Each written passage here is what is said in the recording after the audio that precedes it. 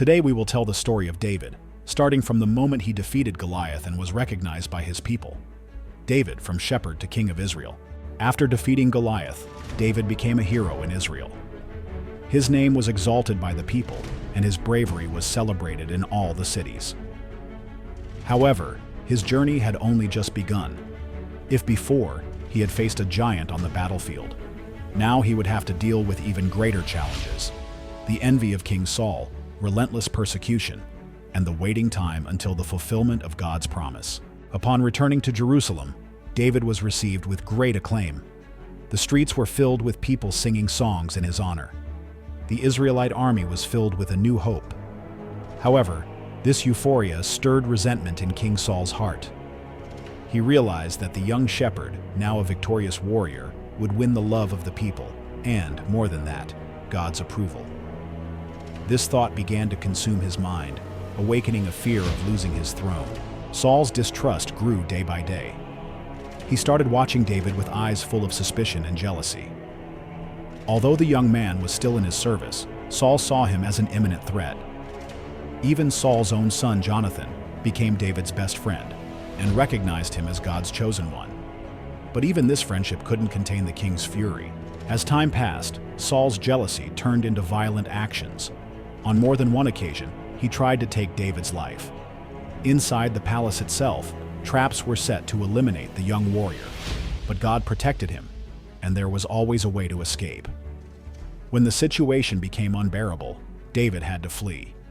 He left the court and began living as a fugitive, hiding in caves and desert lands, accompanied by a group of faithful followers.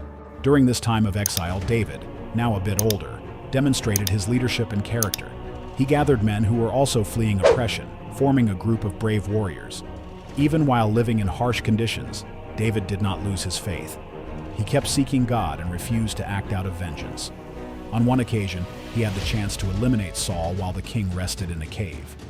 However, instead of attacking, David only cut a piece of the king's robe to prove that he could have killed him, but chose not to. This act demonstrated his respect for the one whom God had anointed and his trust in God's timing. Years passed, and David continued to be pursued. His name, once celebrated, was now sought after by the king's soldiers. He wandered in the desert, sought refuge among foreign peoples, and faced the uncertainty of tomorrow. On one of his stays in the land of the Philistines, he even offered his services as a warrior, but God intervened so he wouldn't have to fight against his own people. Amid all the hardships, David composed psalms and prayed, finding strength in God's presence. Meanwhile, Saul's reign weakened.